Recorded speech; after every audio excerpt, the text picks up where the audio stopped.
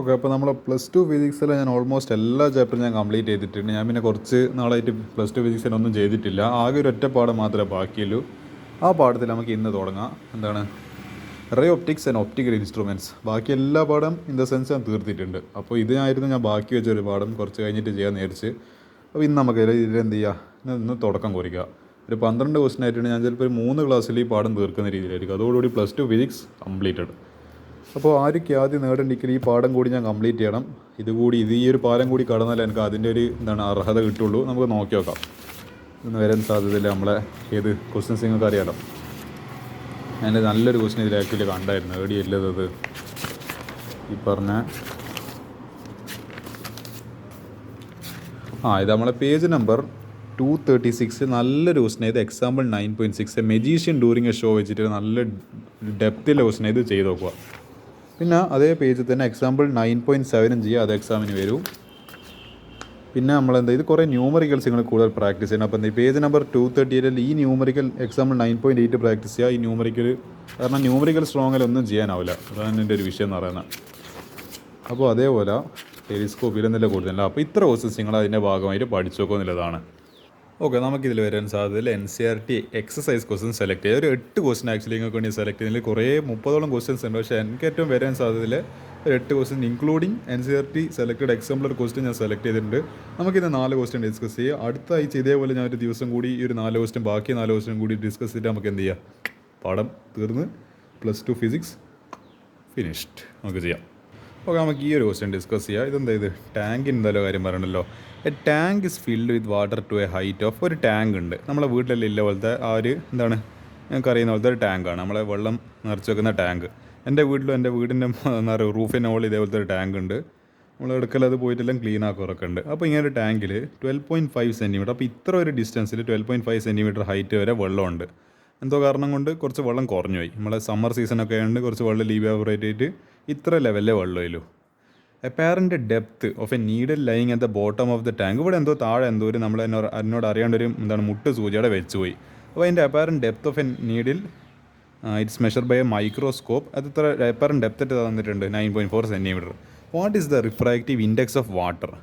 If water is replaced by a liquid of refractive index 1.63 up to the same height, by what distance would the microscope to be move to focus the needle again? Okay, നമ്മൾ വാട്ടറിൻ്റെ refractive ഇൻഡെക്സും കണ്ടുപിടിക്കണം. അതേപോലെ refractive index വേറെ ലിക്വിഡിനെ തന്ന് 1.63. അത് വാട്ടറിന് പകരം നമ്മൾ ഉപയോഗിച്ച്, ഇപ്പോൾ വെള്ളമാണെങ്കിലും ഉപയോഗിക്കുന്നത്, അതിൻ്റെ പകരം വേറെ എന്തെങ്കിലും മെർക്കുറി ആയിട്ട് ഉപയോഗിച്ച് അതിൻ്റെ ഇത്ര റിഫ്രാക്റ്റീവ് ഇൻഡെക്സ് തന്നിട്ടുണ്ട് എക്സാമ്പിൾ പറയുകയാണെങ്കിൽ.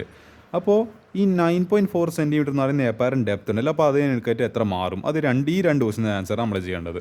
അപ്പോൾ കേസ് വേണം നോക്കാം. നമ്മുടെ വാട്ടറിൻ്റെ സ്ഥിതി നോക്കാം. When water tank is filled with water. Okay, apparent depth 9.4 centimetre തന്നിട്ടുണ്ട്.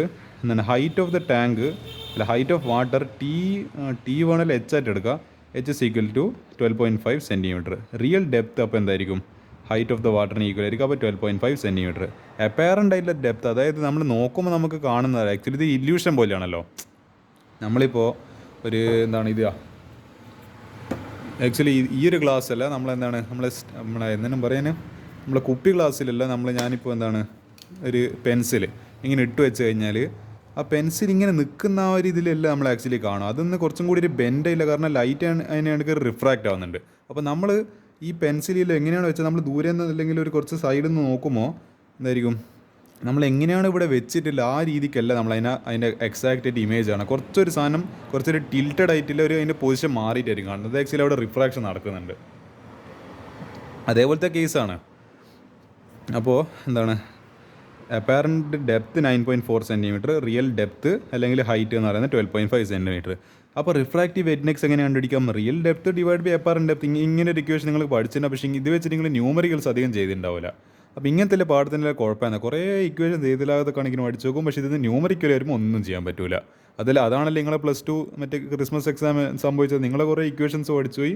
ലാസ്റ്റ് പക്ഷേ അത് നല്ല ഇക്വേഷനായിട്ട് ചോദിക്കുകയാണ്, ന്യൂമറിക്കലിൽ ചോദിച്ചു. അപ്പോൾ നിങ്ങൾക്ക് ബുദ്ധിമുട്ടായി.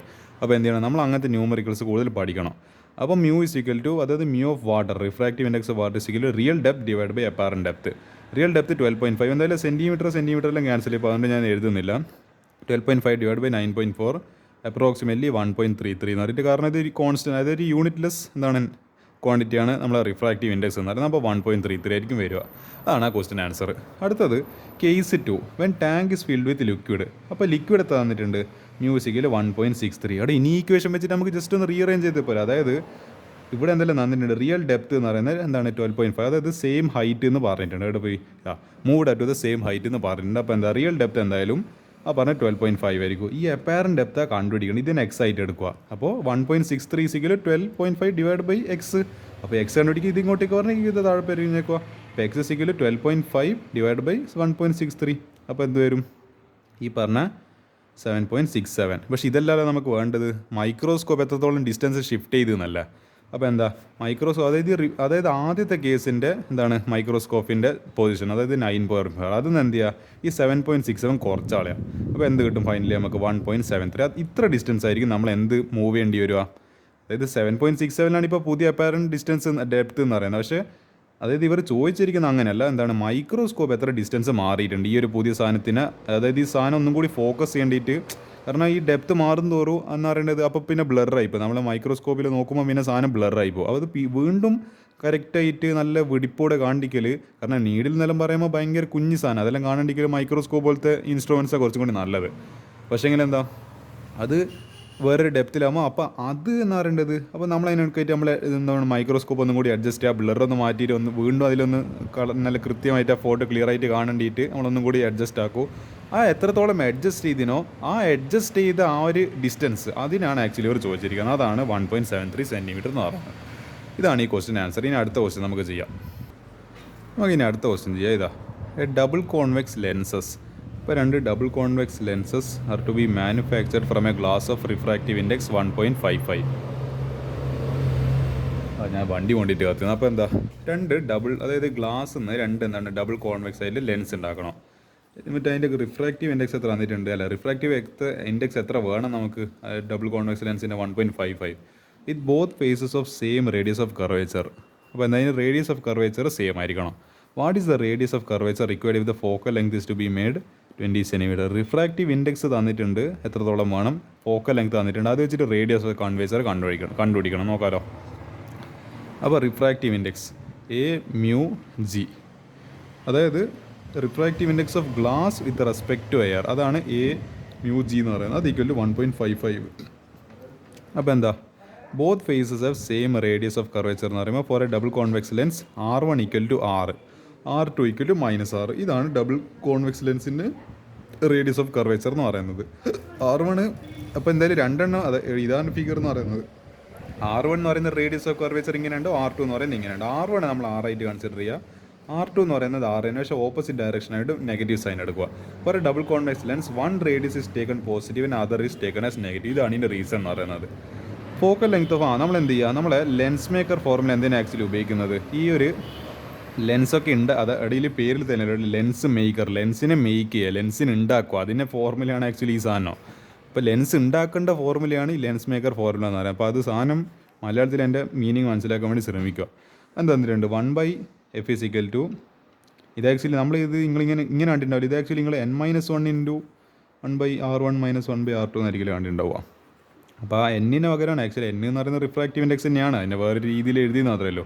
അപ്പോൾ റിഫ്രാക്റ്റീവ് ഇൻഡെക്സ് -1 × 1/r1 - 1/r2.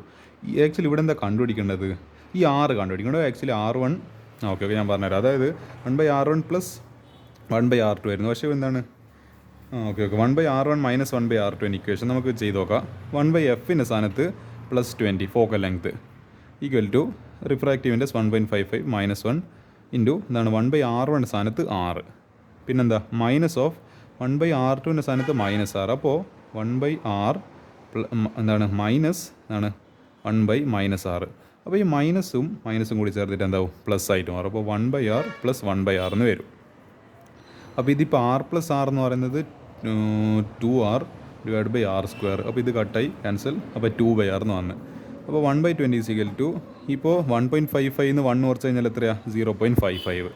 അതായത് 1.5 എന്ന് എന്ത് ചെയ്യുക, 1 കുറക്കുക. അപ്പോൾ എന്ത് വരും 0.5. അപ്പോൾ 0.55 ഇൻറ്റു എന്തുണ്ട്, ഇത് ചെയ്യുന്ന സമയത്ത് 2/r. ഈ R കണ്ടുപിടിക്കും. ഇതെങ്ങനെയാണ് ചെയ്യാൻ, കാര്യം ചെയ്യുക, R ഇപ്പുറത്തേക്ക് പറഞ്ഞേക്കുക, 20 ഇപ്പുറത്തേക്ക് പറഞ്ഞേക്കുക. അപ്പോൾ R is equal to 0.55 × 2 × 20. ഇത് ചെയ്യുന്ന സമയത്ത് 22 centimetre is the final answer. ഇങ്ങനെയാണ് ഈ ക്വസ്റ്റ്യൻ ചെയ്യുക. ഓക്കെ, നമുക്ക് ഈ ഒരു ക്വസ്റ്റ്യൻ ചെയ്യുക. മൂന്നാമത്തെ ക്വസ്റ്റ്യന്, എ സ്മോൾ ടെലിസ്കോപ്പ്. ഞാൻ ഇനി ഒപ്റ്റിക്കൽ ഇൻസ്ട്രുമെൻറ്റ്സ് എന്ന് പറയുന്ന ഭാഗത്തേക്ക് എത്തിയിട്ടുണ്ട്. അതിൽ എന്താണ് കുറച്ച് ന്യൂമറിക്കൽസ് ചെയ്ത് നോക്കാം. സ്മോൾ ടെലിസ്കോപ്പ് ഉണ്ട്. ടെലിസ്കോപ്പ് എല്ലാവർക്കും അറിയാലോ, എന്താ സാധനം, നമ്മൾ ഈ പറഞ്ഞ സ്പേസിലേക്കുള്ള ഡിസ്റ്റൻറ്റ് ആയിട്ടുള്ള ഒബ്ജക്ട്സ്, സ്റ്റാർസ്, പ്ലാനറ്റ്സ്, അങ്ങനത്തെ എല്ലാ കാര്യങ്ങളും നിരീക്ഷിക്കാൻ വേണ്ടിയിട്ടാണ് നമ്മൾ പൊതുവെ ടെലിസ്കോപ്പ് ഉപയോഗിക്കാറ്. ആസ് എൻ ഒബ്ജക്റ്റീവ് ലെൻസ്, നമ്മൾ ആക്ച്വലി അതിൽ എന്ത് ഉപയോഗിക്കുന്നുണ്ട്, ഒരു ഒബ്ജക്റ്റീവ് ലെൻസ് ഉപയോഗിക്കുന്നുണ്ട്. ഫോക്കൽ ലെങ്ത് എത്ര, 144 സെൻറ്റിമീറ്റർ. ഐ പീസ്, നമ്മൾ ഉപയോഗിക്കുന്ന രണ്ട് ലെൻസുകളാണ്, ഒന്ന് ഒബ്ജക്റ്റീവ് ലെൻസ്, ഒന്ന് ഐ പീസ് ലെൻസ്. അപ്പോൾ അതിൻ്റെ ഒബ്ജക്റ്റീവ് ലെൻസിൻ്റെ ഫോക്കൽ ലെങ്ത് 144, ഐ പീസിൻ്റെത് 6 സെൻറ്റിമീറ്റർ തന്നിട്ടുണ്ട്. What is the magnifying power of telescope? അതേപോലെ what is separation between objective and, അതായത് ഇവർ ഒബ്ജക്റ്റീവ് ലെൻസും ഐ പീസും തമ്മിലുള്ള ഡിസ്റ്റൻസ് ഓഫ് സെപ്പറേഷൻ, ഡിസ്റ്റൻസ് കണ്ടുപിടിക്കണം. അവർ തമ്മിൽ എത്ര ഡിസ്റ്റൻസ് ഉണ്ട് നമുക്ക് ചെയ്ത് നോക്കാം. F E focal length of, അതായത് അപ്പോൾ focal length of objective lens F O is equal to 144 centimetre. Focal length of eye piece F is equal to 6 centimetre. Magnifying of power of telescope in normal അഡ്ജസ്റ്റ്മെൻറ്റിൽ എന്താണ്, അതായത് normal adjustment means when final image is formed at infinity. M is equal എന്താണ്, minus F O by F E. Just ഈ small equation നിങ്ങൾ വെറുതെ values ഇട്ട് കൊടുത്താൽ മതി, ഫൈനൽ ആൻസർ കിട്ടിക്കോളും. അപ്പോൾ എന്താ, മൈനസ് ഈ ഇക്വേഷനിലുള്ളതാണ്, മൈനസ് ഇവർ ചേർത്തില്ല, അല്ല എന്ന് പറയേണ്ടത് വാല്യൂസ് എന്ന് പറഞ്ഞാൽ ഇത് ഓൾറെഡി ഇക്വേഷനിലില്ല മൈനസാണ്. അപ്പോൾ മൈനസ് എന്താണ്, എഫ് ഒ എന്ന് പറയുമ്പോൾ 144, ആ സെൻറ്റിമീറ്ററൊക്കെ ക്യാൻസലായി പോകും. അപ്പോൾ എന്താ, എഫ് ഇ എന്ന് പറയുമ്പോൾ 6. ഇത് ചെയ്യുന്ന സമയത്ത് ഫൈനലി ആൻസർ 24ൽ 6 ടൈംസ് പോയി കഴിഞ്ഞാൽ 144, അപ്പോൾ -24 എന്ന് പറഞ്ഞിട്ട് കിട്ടും. അപ്പോൾ സെപ്പറേഷൻ ബിറ്റ്വീൻ ലെൻസസ്, അതിന് ആക്ച്വലി ആ ഡിസ്റ്റൻസ് നമ്മൾ എൽ വെച്ചിട്ട്, ക്യാപിറ്റൽ എൽ വെച്ചിട്ട് റെപ്രസെൻറ്റ് ചെയ്യുക. അപ്പോൾ എന്ത് ചെയ്താൽ മതി, അതായത് F O plus F E ചെയ്താൽ മതി. അവിടെ രണ്ടിൻ്റെ ഫോക്കൽ ലെങ്ത് തമ്മിൽ ആഡ് ചെയ്ത് കഴിഞ്ഞാൽ അവർ തമ്മിലുള്ള ഡിസ്റ്റൻസ് സെപ്പറേഷൻ കിട്ടുള്ളൂ. അതായത് 144 + 60 അല്ല 6, അപ്പോൾ 150 സെൻറ്റിമീറ്റർ. 150, അതായത് ഒബ്ജക്റ്റീവ് ലെൻസ്, അതെങ്ങനെയാണ് ഞാൻ ആക്ച്വലി വരക്കില്ല. ഒബ്ജക്റ്റീവ് ലെൻസ് ഇങ്ങനെ ഒരു കോൺവെക്സ് ലെൻസ് വേണ്ടിക്കല്ലോ എടുക്കുക. പിന്നെ ഇത് ഐ പീസ്. അപ്പോൾ ഇവർ തമ്മിൽ എത്ര ഡിസ്റ്റൻസ് ഉണ്ട്, 150 സെൻറ്റിമീറ്റർ ഉണ്ട് എന്നാണ് പറഞ്ഞു വരുന്നത്. ഇതാണ് ഈ ക്വസ്റ്റിൻ്റെ ആൻസർ. അപ്പോൾ ജസ്റ്റ് എന്ത് ചെയ്യുക, ഇക്വേഷൻ മാത്രം പഠിച്ചു വെച്ചതാണെങ്കിൽ വാല്യൂ സബ്സ്റ്റിറ്റ്യൂട്ട് ചെയ്ത് കഴിഞ്ഞാൽ ഫുൾ മാർക്ക് കിട്ടും. ഇത് എന്നാൽ നമുക്ക് ഇനി ഒരു എളുപ്പമായില്ല ക്വസ്റ്റ്യൻ ചെയ്യുക. എളുപ്പം എന്ന് ഞാൻ പറയുന്നത് നല്ലതാണോ എന്ന് എനിക്കറിയില്ല, പക്ഷേ നോക്കാം. Selected N C R T example ക്വസ്റ്റ്യനിൽ ഇതിൽ വളരെ ലെവൽ കൂടിയ ക്വസ്റ്റ്യൻസ് ആണ്. അതൊന്നും ഞാൻ ഇപ്പോൾ ഡിസ്കസ് ചെയ്യാൻ ഉദ്ദേശിക്കുന്നില്ല. അത് നിങ്ങൾക്ക് എക്സാം പോയിന്റ് ഓഫ് വ്യൂ അത്ര ആവശ്യമില്ല. പക്ഷേ ഇത് കുറച്ച് എന്താണ് എക്സാമിന് വരാൻ സാധ്യത, ഇതിപ്പോൾ മുൻപ് ഏതൊരു കൊല്ലം ചോദിച്ചിട്ടുണ്ട്. ഫോർ എ ഗ്ലാസ് പ്രിസം, നിങ്ങൾ പ്രിസം ഏതായാലും പ്ലസ് ടു കാർ എന്താണ്, ഞാൻ ആക്ച്വലി ഈ പ്രിസം എന്താണ് എൻ്റെ മറ്റേ ലാബിൻ്റെ എക്സാമിന് അലാക്കിനെന്ന് പറയേണ്ടത് പ്രാക്ടിക്കൽ എക്സാമിന് ഈ പ്രിസായി എന്ന് വന്നത്. എൻ്റെ മോനെ കഷ്ടപ്പെട്ടു വരിക, സാധനം കിട്ടുന്നുമില്ല. നമ്മളിതിങ്ങനെ എന്താണ് ഒരു മറ്റേ പേപ്പറിൽ ഇങ്ങനെ ഇത് ആ പ്രിസം വെച്ചിട്ട് ഇങ്ങനെ ഓരോ ഫിഗർ വരക്കുമല്ലോ. എൻ്റെ മോനെ അതെ ആംഗിൾ ഓഫ് എന്തിനും പറയാം നമ്മൾ, ആംഗിൾ ഓഫ് മിനിമം ഡീവിയേഷൻ കിട്ടാൻ കളിച്ച കളി. ഞാൻ അതിൽ വേറെ ദിവസം സ്റ്റോറി ആയിട്ട് പറയാം. ഭയങ്കര എന്ന് പറയേണ്ടത്, എനിക്ക് പ്രിസം എന്ന് പറയുന്നത് കേൾക്കുന്നത് ഇഷ്ടമല്ല. It was a nightmare for me. അപ്പോൾ ഗ്ലാസ് പ്രിസത്തിൻ്റെ മ്യൂ എത്ര തന്നിട്ടുണ്ട്, റിഫ്രാക്റ്റീവ് ഇൻഡെക്സ് √3 തന്നിട്ടുണ്ട്. Angle of minimum deviation is equal to angle of prism. നമ്മൾ പ്രിസത്തിൻ്റെ ആംഗിൾ എത്രയാണ്, 60 ഡിഗ്രി. അതെത്ര, അപ്പോൾ ഡി അപ്പോൾ ഈ മിനിമം ഡീവിയേഷൻ എന്ന് പറയുന്നത് നമ്മൾ ക്യാപിറ്റൽ ഡി ആയിട്ടൊന്നും നടക്കില്ല അല്ലേ, ക്യാപിറ്റൽ ഡി ആയിരിക്കണം, അല്ലെങ്കിൽ ലാംഡ എന്ന് പറഞ്ഞിട്ട്, ലാംഡ അല്ല ഡെൽറ്റ. നിങ്ങൾക്ക് അതായത് എന്താണ്, ആംഗിൾ ഓഫ് പ്രിസം എന്ന് പറയുന്നത് 60 ഡിഗ്രി, കാരണം എന്താണ് ഈക്വലായിട്ടൽ ട്രയാങ്കിളാണ്. അപ്പോൾ എന്തായാലും എല്ലാ ആംഗിൾസും, എല്ലാ സൈഡ്സിൻ്റെ ആംഗിൾസും 60 ഡിഗ്രി ആയിരിക്കും. അപ്പോൾ അതെന്തിന് ഈക്വലാണ്, മിനിമം ഡീവിയേഷൻ ഈക്വൽ. അപ്പോൾ അത് ഡെൽറ്റ അല്ലെങ്കിൽ മിനിമം ഡീവിയേഷൻ ഈക്വൽ 60 ഡിഗ്രി. ഇത് കണ്ടുപിടിക്കണം. Find the angle of prism. Okay sorry ഇത് എന്താണ്, ഇതിവിടെ എഴുതാൻ പറ്റില്ല അങ്ങനെ. എന്താണ് angle of prism, angle of minimum deviation is equal to angle of prism. അപ്പോൾ എന്ത് കണ്ടുപിടിക്കണം, ആംഗിൾ ഓഫ് പ്രിസം കണ്ടുപിടിക്കണം. ഇത് ഓക്കെ അതാണ് ക്വസ്റ്റ്യൻ. നമുക്ക് ചെയ്യാമല്ലോ. എന്നാൽ refractive index of material mu is equal, ഇത് നിങ്ങൾ പഠിച്ചൊരു ഇക്വേഷനാണ്, അല്ലെങ്കിൽ ഇതിൻ്റെ ഡെറിവേഷൻ നിങ്ങൾ പഠിച്ചിട്ടുണ്ട്. സൈൻ എ പ്ലസ്, ഈ എ ആണെന്ന് തോന്നുന്നു കണ്ടുപിടിക്കേണ്ടത്, angle of prism A plus എന്താണ് delta M /2 divide by sine A/2. A be the angle of prism and delta be the angle of minimum deviation. അത് ആക്ച്വലി എനിക്ക് തോന്നുന്നു ഞാനല്ലോ പഠിക്കുന്നിടത്ത് സ്മോൾ ഡിയോ ക്യാപിറ്റൽ ഡിയോ എന്തോ എടുക്കലുണ്ടായിരുന്നു. തൽക്കാലത്തേക്ക് ഇവരുടെ ഡെൽറ്റ വെച്ചിട്ട് എടുത്തിരിക്കുന്നത്.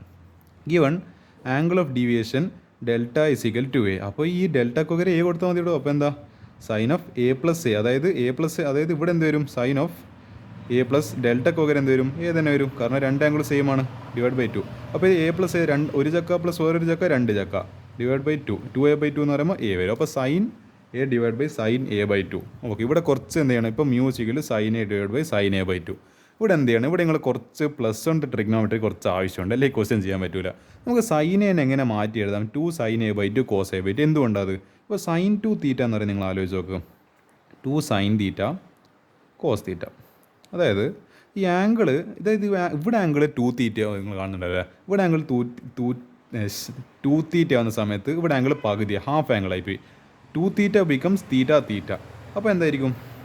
അപ്പോൾ സൈൻ തീറ്റ എന്ന് പറയുമ്പോൾ അപ്പോൾ എന്തായിരിക്കും? ഇവിടെ ആംഗിൾ അതിൻ്റെ നേരെ പകുതി. അപ്പോൾ എന്താ 2 സൈൻ ഇതിൻ്റെ പകുതി എന്ന് പറയുമ്പോൾ തീറ്റേൻ്റെ പകുതി തീറ്റ/2. അപ്പോൾ എന്താ കോസ് തീറ്റ/2.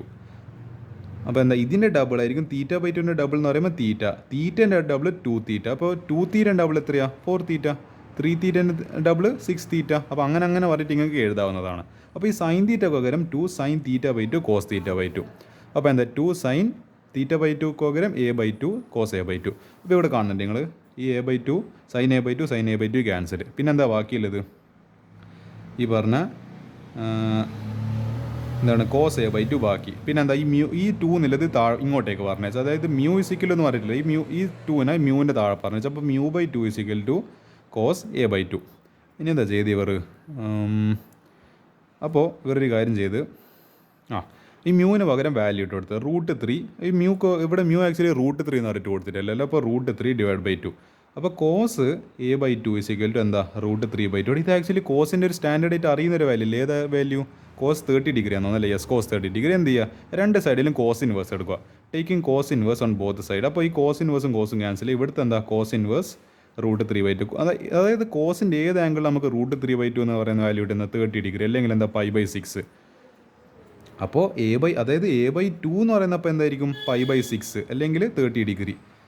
അപ്പോൾ എന്ത് ചെയ്യുക? a കിട്ടണമെങ്കിൽ 2ന് അപ്പുറത്തേക്ക് പറഞ്ഞേക്കുക. അപ്പോൾ 2π/6 അല്ലെങ്കിൽ = 2 × 30 ഡിഗ്രി = 2 × 30 30ൻ്റെ അതേ ഇരട്ടി 60 ഡിഗ്രി അല്ലെങ്കിൽ π/3. ഇവിടുന്ന് ആക്ച്വലി വേണമെങ്കിൽ ക്യാൻസൽ ചെയ്താൽ π/3. ദിസ് വിൽ ബി ദ അവിടെ കാണല്ലോ ഇതാ. This will be the final answer. ഇങ്ങനെയാണ് ഈ പറഞ്ഞ ക്വസ്റ്റ്യൻ ചെയ്യുക.